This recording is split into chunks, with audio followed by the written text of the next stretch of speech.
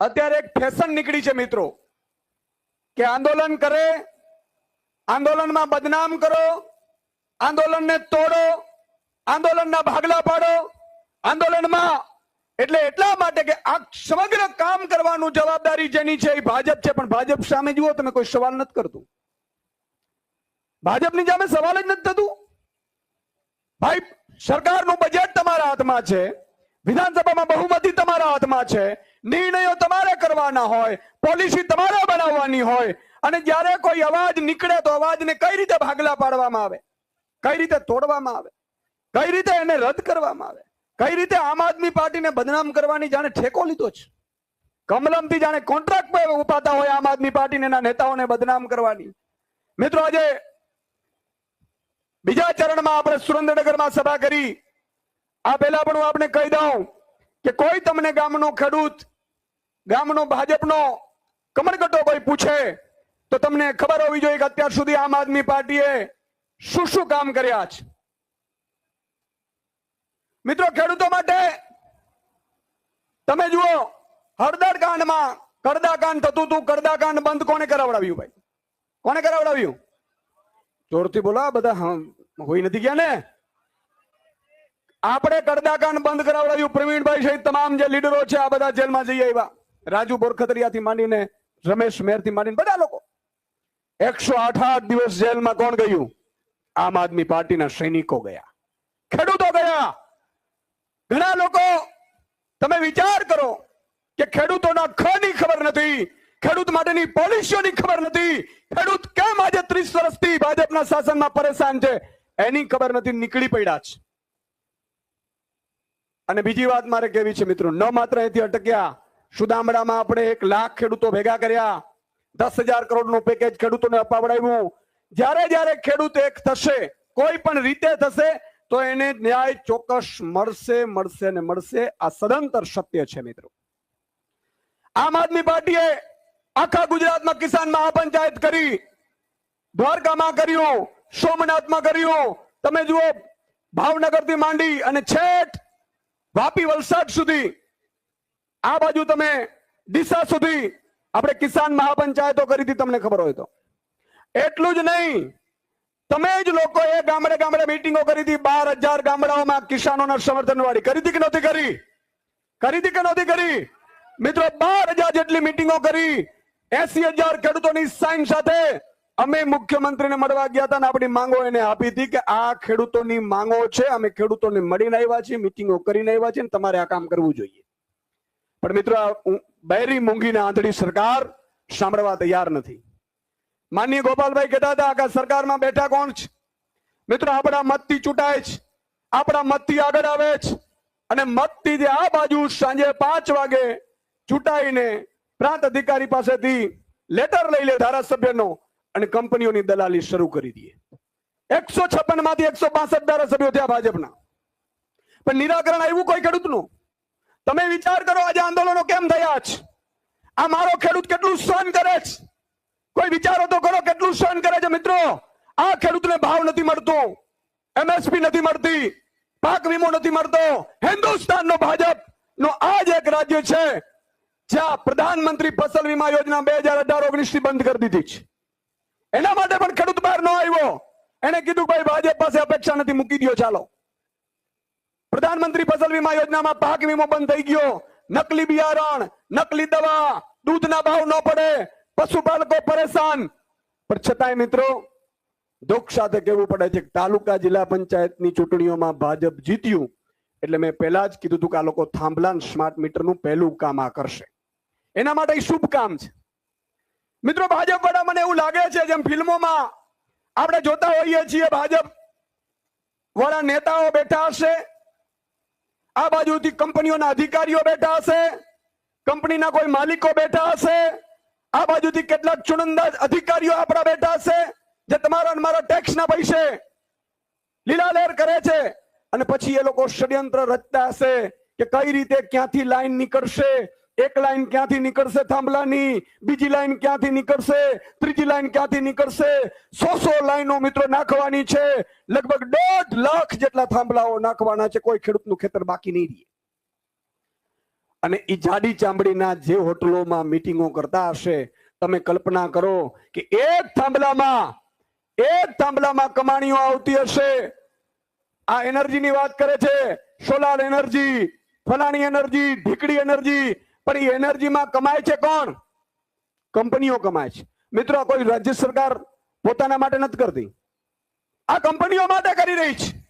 અને કંપનીઓ ક્યાંય આંદોલન કરતી નથી. ક્યાંય જોયું કંપનીઓ વાળાએ રામધૂન બોલાવી હોય ને અહીંયા સત્યાગ્રહ છાવણીમાં ધરણા કર્યા હોય? કંપનીના અધિકારીઓ ને કંપનીના માલિકો રામધૂન બોલીને સરકાર પાસે ગયા હોય કે આપો, અમને ખેડૂતો ઘૂસવા નથી દેતા, ખેતરમાં અમને ઘૂસવા નથી દેતા, અમારે થાંભલા નાખવા? આવું ક્યાંય સાંભળ્યું? તો કલ્પના કરો કે બળના દીકરાઓએ આપણી સરકાર, આપણા નેતાઓને કઈ રીતે ખિસ્સામાં નાખ્યા હશે. અને નેતાના હું એમ કહું છું કે સંતાનોને કહેવા માંગુ છું, એ નેતાના પરિવારજનોને કહેવા માંગુ છું કે જ્યારે મારો ખેડૂત, મારી ખેડૂતની દીકરીને ટીંગાટોળી કરીને ભાજપની પોલીસ લઈ જાય છે, તમે મંત્રીના કે મુખ્યમંત્રીના દીકરા દીકરી છો, ત્યારે તમારા પેટનું પાણી હલે છે કે નથી હલતું? તમારા પેટનું પાણી હલે છે કે નથી હલતું? તમારો બાપ તો નકામો થયો, ચાલો, તમારો બાપ તો મંત્રી બની ગયો, રૂપિયાના ચમાડમાં આવી ગયો, ચાર્ટર પ્લેનમાં ફરતો થઈ ગયો, પણ તમે તો આ ધરતીના છો. તમે તો આજે બપોરે જમો છો, સાંજે જમો છો ને, એ મારો ખેડૂત કાળી મજૂરી કરીને આપે છે ને ત્યારે તમે જમો છો. અને એને ક્યારે એવું કીધું કે બાપ, તું મુખ્યમંત્રી છે, તું મંત્રી છે, તું ધારાસભ્ય છે, તું સાંસદ છે, પણ એક દિવસ આ ધરતી છોડીને જવાનું છે? નથી જોતી આપણી આ કમાણી, આપણા ખેડૂતોનો અન્યાય આપણે નથી કરવું, એવું કોઈ સંતાન બોલ્યું? મને એવું લાગે છે કે પાપની કમાણીમાં સંતાનો પણ ભાગીદાર હશે. અને મિત્રો, એક કહેવત છે કે જેવો દેશ એવો વેશ, અને જેવી સંગત એવી આપણી નીતિ. મને ઘણા એવું કહેતા હતા, સંતો મંતો એવું કહેતા હોય કે સુદાનભાઈ, કોઈ પાપિયાના ઘરમાં પણ તમે જમી આવો ને તો 2 દિવસ સુધી તમે પણ ભ્રષ્ટ થઈ જાઓ છો. 2 દિવસ તમે જોજો, તમે ભાજપના કોઈ કૌભાંડી હોય, બુચસીઓ હોય, ગામની બૂચ મારીને બેઠો હોય, ગાડીઓ મોટી મોટીમાં ફરતો હોય, અને એના ફાર્મ હાઉસમાં એકવાર તમે રાત રોકાઈ, એનું જમીન ચાય પીને આપજો, તમારું મગજ ફરી જશે, ગામનું કરી નાખું. જોજો તમે, આ તમે અનુભવ કરી લેજો, હું નથી કહેતો.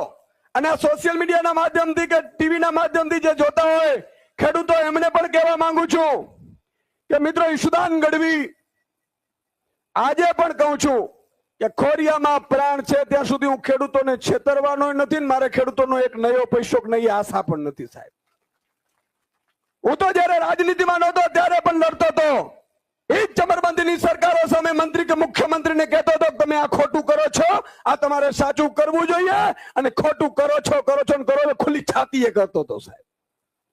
જ્યારે મને એવું લાગ્યું કે આમાં કોઈ સાંભળનાર નથી, માત્ર ચીસો જ પાડવાની આવે છે, ત્યારે નક્કી કર્યું ચલો એકવાર આપણે અજમાવી લઈએ. આજ લોકો જો પોલિસીઓ બનાવતા હોય ને આપણે એને હાથે પગે લાગવું પડતું હોય, તો એની જગ્યાએ આપણે હોઈએ ને આપણે જ પોલિસીઓ બનાવીએ તો આ વાત સાચી કે નહીં? અને એકવાર એવો વિચાર આવ્યો, ઘણા લોકોએ મને કીધું કે સુદાનભાઈ, આ ખેડૂતો છે, આ મજૂરો છે, આ શ્રમિકો છે, છેલ્લી ઘડીએ બિચારા રૂપિયાની લાલચમાં આવી જશે, કોઈને ધમકાવશે, એનો મામો કે કાકો ભાજપમાં હશે, મત ત્યાંથી નગાવડાવતા આવશે, તમારું કઈ ભલું નહીં થાય, તમારી સરકાર નહીં બને, અને તમે ખાલી ફોગટમાં માત્ર ને માત્ર એક ખાલી કહેવાતા નેતા રહી જશો. ત્યારે મેં એમને કહેલું કે અમે કોઈ રાજનીતિ કરવા નથી આવ્યા, કે અમારે કોઈ પદ નથી જોતું ભાઈ. આમ આદમી પાર્ટીમાં જોઈન્ટ થયો 1.5 વર્ષ સુધી મેં એક પણ પદ નહોતું લીધું સાહેબ, તમે બધા સાક્ષી છો. ઓફિશિયલી કોઈ પદ જ નહોતું, પ્રદેશનો નેતા. ઘણાને તો પદ આપીએ ને પછી કામ ન કરે ને હટાવીએ. મનોજભાઈ કે સાહેબ હટાવવું પડશે, સુદાનભાઈ હટાવીએ એટલે દુશ્મન બની જાય. અરે ભાઈ, આપણે સેના માટે આવીએ છીએ, આપણે પદ માટે, હોદ્દા માટે. મારો આમ આદમીનો સૈનિક થોડો છે સાહેબ, એને તો પોતાનો ખોરિયો, પોતાનું પ્રાણ આ ગુજરાતની જનતા માટે ન્યોછાવર કરી શકે, એ જ મારો સૈનિક સાચો હોઈ શકે છે. અને એટલા માટે રાજનીતિમાં આવ્યા છે મિત્રો. મહામંથન કરતા હતા ત્યારે મહામંથનમાં ગામડામાં જયારે મેં મહામંથન ચાલુ કર્યું, 8-10 હજાર લોકો 5 વાગ્યાથી ખુરશીઓમાં ગોઠાવા માંડે. 8 વાગે કાર્યક્રમ થાય, 9-9:30 કાર્યક્રમ પૂરો થાય. પછી પણ 1-1 કલાક સુધી લોકો પોતાની સમસ્યાઓ લઈ, ચિઠ્ઠીઓ લઈને મને મળતા હતા. ઈશુદાનભાઈ, મારે આ સમસ્યા છે, મારી આ જમીન આમાં વહી ગઈ છે. સાવ નાના નાના પ્રશ્નો. અને મિત્રો ક્યારેક ક્યારેક એવો દિવસ આવ્યો છે મારી પાસે, હું સવારે 11 વાગે ઓફિસ આવ્યો હું ચેનલની ઓફિસમાં આવીને બેઠો, બે ભાઈ બેઠા હતા. મારો સ્ટાફ આવીને મને કીધું, મને કે સાહેબ આ ભાઈ આવ્યા છે સુરત થી, આખી રાત ચાલીને આવ્યા હતા. એની પાસે સુરત થી આવ્યા ત્યારે એક નયો પૈસો ખિસ્સામાં નહોતો ભાડાનું સાહેબ. અને એ રડતો હતો કે મારી જમીન, ખેડૂત હતો મારો, ગરીબ ખેડૂત સાહેબ, ચાલીને આવ્યો હતો ઈશુદાનભાઈ ને મળવા માટે. એની પાસે રૂપિયા નહોતા, 100-150 રૂપિયા કે સરકારી બસમાં પણ આવી શકે. સાહેબ ઈ પીડા મેં જયારે જોઈ ત્યારે મેં નક્કી કર્યું હતું કે ઈશ્વરે ધાર્યું હોય થાય, જીતીએ કરું ને હારીએ કરું, મળે ખરું ન મળે, પણ એકવાર આ ગુજરાતની જનતા એમ ન કે માત્ર ખાલી ચીસો પાડીને સ્ટુડિયોમાં બેઠું રહ્યું, એટલા માટે થઈને રાજનીતિના મેદાનમાં આવ્યો છું સાહેબ. આ ખેડૂતોના ભરોસે, ગરીબો, વંચિતો, શોષિતોના ભરોસે. અને હું આપણે કહીને જાઉં છું મિત્રો કે અહીંયા લેવા માટે નથી આવ્યા. ઈશ્વરે ખૂબ આપ્યું છે અને કાંઈ ઘટતું નથી. ભગવાન આજે પણ મને ઘણી ઘણી જગ્યાએ આંદોલનો થાય ને ત્યારે વાતો થાય ત્યારે મને બહુ દુઃખ થાય. આંદોલન હંમેશા પરમારથ માટે હોય, તમારી નિયત સાફ હોય, નીતિ સાફ હોય, તો જ જનતા સુધી પહોંચે છે, તો જ brokerage for lot and save lot of money. मान लो आपने 4 लॉट निफ्टी का कॉल बाय किया, સ્વાર્થ જોયું, પોતાના વ્યક્તિગત સ્વાર્થ જોયા, એ ક્યારેય સફળ નથી થતું. અને એટલા માટે મિત્રો આપણે નક્કી કર્યું છે કે આમ આદમી પાર્ટીના બેનર હેઠળ, જાહેરમાં પાર્ટીના બેનર હેઠળ ખેડૂતોની, ગરીબોની, વંચિતોની, શોષિતોની લડાઈ લડશે. અને આ પાઠ બીજો તૈયાર થઈ ચુક્યું છે. આજે આપણે ન માત્ર ખેડૂતો, આગામી સમયમાં મહિલાઓ માટે, આગામી સમયમાં આઉટસોર્સિંગ કર્મચારીઓ માટે, આગામી સમયમાં આશા વર્કર બહેનો, આંગણવાડી બહેનો માટે, આગામી સમયમાં આદિવાસીઓના જળ જંગલ જમીનના મુદ્દાઓ માટે, આગામી સમયમાં ખેડૂતોને પૂરતા ભાવ મળે અને એ પણ એપીએમસીમાં નાયલોન લગાડ્યા વગર એ માટેની વ્યવસ્થા કરવા માટે આપણે આંદોલનો કરવાના છીએ. આ હું ખુલ્લા મંચથી તમને કહેવા માંગુ છું. અને મિત્રો સરકાર હોય તો શું થઈ શકે? એવું નથી કે ન થઈ શકે. સરકાર હોય તો પંજાબમાં આમ આદમી પાર્ટીની સરકાર બની અને મિત્રો 4 વર્ષ થયા છે. આજે તમે કહી શકો મિત્રો, એક આમ આદમી પાર્ટીનો સૈનિક ગામના ચોરે વચ્ચે કહી શકે છે કે વયા જાઓ પંજાબમાં કોઈ 200 મણ, 125 મણ, 150 મણની લોલીપોપ નહીં, જેટલું ખેડૂત ઉત્પાદન કરે એ પૂરેપૂરો ખેડૂતનો માલ સરકાર ટેકાના ભાવે લે તો જ એનું નામ સરકાર, બાકી ઘર ભેગી નહીં થઈ જાય સાહેબ. આ પંજાબમાં ચાલુ કરી દીધું. એટલું નહીં, આજે જાઓ ત્યાં ખેડૂતોના ખેતરોમાં હું જાતો હોઉં તો લોકો રજૂઆત બિલ લઈને આવે કે સાહેબ હમણાં જ મને PGVCL વાળા, DGVCL વાળા, UGVCL વાળા ને 2 લાખનું બિલ ઠોકીને ગયા, હું વીજ ચોરી કરું છું. ખેડૂત ધોમ તડકામાં પાણી ન હોય, માત્ર પાણીનો સિંચાઈ વારવા માટે ક્યારેક એ વીજળીનો ઉપયોગ કરતો હોય અને એમાં 2 લાખના બિલ આવે. મિત્રો વયા જાઓ પંજાબમાં આમ આદમી પાર્ટીની સરકાર છે, એક પણ ખેડૂત પાસેથી એક પણ રૂપિયાનો બિલ નહીં, માત્ર જીરો બિલમાં ત્યાં ચાલે છે સરકાર સાહેબ. ખેડૂતોને 0 બિલો વીજળી મળે છે. ન માત્ર ખેડૂતોને, મિત્રો આમ આદમી પાર્ટીની સરકાર આવી ત્યાં નક્કી કર્યું કે મારા શહેરમાં પણ ગરીબો વસે છે, ખેડૂતો નથી, મજૂરો છે, શ્રમિકો છે, ભાગિયાઓ છે, એમના માટે પણ મિત્રો વ્યવસ્થા કરી પંજાબમાં આમ આદમી પાર્ટી સરકારે. બીજું કે મિડલ ક્લાસ પણ સૌથી વધુ પીડાય છે. અત્યારે તમે જુઓ અમદાવાદ, બરોડા, સુરત, રાજકોટનો મિડલ ક્લાસ સૌથી વધુ પીડાય છે, પણ આપણે એની સુધી પહોંચી નથી શક્યા. આજે પંજાબમાં આમ આદમી પાર્ટીની સરકાર આવી. મિત્રો 2 મહિનાનો બિલ આવે, 600 યુનિટ વીજળી ફ્રી મળે છે પંજાબમાં. 99% ઘરમાં પંજાબમાં ફ્રી વીજળી છે, અને છતાંય કોઈ કર્જ નથી. આ ગટિયાઓ 4 લાખ કરોડનું કર્જો આપણી ઉપર કર્યું છે. કદાચ સરકાર ભગવાન કરશે, ઈશ્વર કરશે, તમે મહેનત કરશો ને 27માં બની જાય ને તો 5 વર્ષ તો ભાજપ વાળાના ખાડા પૂરવામાં નીકળશે. હા, એટલા જેસીબી થી કર્યા છે. વિચાર કરો તમે કેવા કર્યા છે. જેસીબી થી રૂપિયા ઉલે છે. તો કેવા ઈ માંગુ છું મિત્રો, પંજાબમાં આમ આદમી પાર્ટીની સરકાર આવી, એમણે નક્કી કર્યું કે એસસી સમાજની મહિલાઓને મહિને 1500 અને બાકીની પંજાબની મહિલાઓને મહિને 1000 રૂપિયા 18 વર્ષથી ઉપરના આવી હિન્દુસ્તાનમાં મિત્રો કરી શકે નહીં. માત્ર અરવિંદ કેજરીવાલની ભગવત માન કરી શકે, બીજા કોઈનું કાળજું નથી. મિત્રો કોઈ પણ સારું કાર્ય કરવું હોય, કોઈ આંદોલન કરવું હોય, પરમારથના કામ કરવા હોય ને એના માટે કાળજું જોઈએ, કાળજું. હા, માયકાંગલાઓના કામ નથી. ઘણા લોકો તો તમે વિચાર કરો, આપણે કે ભડાકા કરી નાખવાના, આમ કરી નાખવાના, તેમ કરી નાખવાના, એમાંથી ભડાકાથી કઈ ન થાય. તમારે પરમારથ માટે કામ કરવાના કાળજા જોઈએ.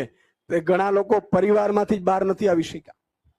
મિત્રો આજે અમે, તમને બહુ આશ્ચર્ય થશે, હું મારા દીકરાના લગભગ 8 વર્ષ થયા, દીકરાની સ્કૂલમાં હું નહીં ગયો. પેરેન્ટ્સ મિટિંગમાં મને જવાનો ટાઈમ નથી મળતો, અને મેં એવું કહીને રાખ્યું છે કે માત્ર 2 દીકરા મારે નથી. હું માત્ર 2 દીકરાનું સારું કરવા માટે આ ધરતી ઉપર જન્મ નથી લીધું. આ ઈશુદાન ગઢવી મનુષ્ય અવતાર વારે વારે મળતા નથી. મારે ગુજરાતના લાખો યુવાનોનું ભવિષ્ય બનાવવું છે ને એટલા માટે મારા માટે બધા સરખા છે. અને એટલા માટે થઈ અને એક પરિવાર માટે નહીં, એક નોકરી માટે નહીં, એક ફેક્ટરી માટે નહીં, પરંતુ ગુજરાતના લાખો યુવાનોનું ભવિષ્ય બને. લાખો મહિલાઓને મહિને 1000 રૂપિયા, 1500, 2000 રૂપિયા મળે. લાખોના ઘરે દિવાળી બને. આપણે ઘરે ઘરે જઈ નહીં શકીએ. લાખો બહેનો દીકરીઓ પરેશાન છે ને ન્યાય મળે. આ માટેની વ્યવસ્થા પેદા કરવા માટે આપણે રાજનીતિમાં આવ્યા છીએ. અને તમને કહીને જાઉં છું કે કાયમી કોઈ સારો નથી હોતો. તમે જોજો, તમે ક્યાંક પેલો નથી કે નાના વગરનો નાથીઓ નાણે નાથા લાલ. સરકાર આવશે ને એટલે જે તમારા વિરોધ કરતા હશે ને મધપુડાની જેમ તમારી આજુબાજુ ગોઠવાઈ જાય. આ કોન્ટ્રાક્ટ મને આપી દો ને, આ મને આપી દો ને, આમાંથી હું આમ કરી દઉં ને, મેં તમારા માટે આવું કર્યું હતું, મેં તમારા માટે આવું કર્યું હતું. તમે જોજો પદ તમને તમને અનુભવ હશે, પદાધિકારીઓ છો. પણ મિત્રો કેવા એ માંગુ છું કે આમ આદમી પાર્ટીની સરકાર બને ને તો 15-20 વર્ષે 20 વર્ષે બદલી નાખજો. અહીંયા મધપુડા ગોઠવાઈ ગયા હશે. આવું કોઈ રાજનીતિમાં નહીં કે. એટલા માટે કે આજે ભાજપ જુઓ તમે સાહેબ, માતાબેન દીકરીઓની ધોળા દિવસે પોલીસથી ટીંગાટોળી કરાવડાવે. પાટીદાર અનામત આંદોલનમાં મિત્રો જેને જેને વિડીયો જોયા હશે, માતાબેન દીકરીઓને ઘરમાંથી કાઢીને માર્યા હશે, છતાંય એના આગેવાનો ભાજપ કરે ને ત્યારે દિલ ફાટી જાય. આટલી હદે દલાલી જરૂરતા હોય માણસને, રૂપિયાની હશે, ધંધાની હશે, પણ એટલી હદે દલાલી કે આપણી માતાબેન દીકરીઓને ખુલે આમ પોલીસથી ધોકા મરાવડાવે. એની સામે ક્યારે નતમસ્તક ન થવાનું હોય.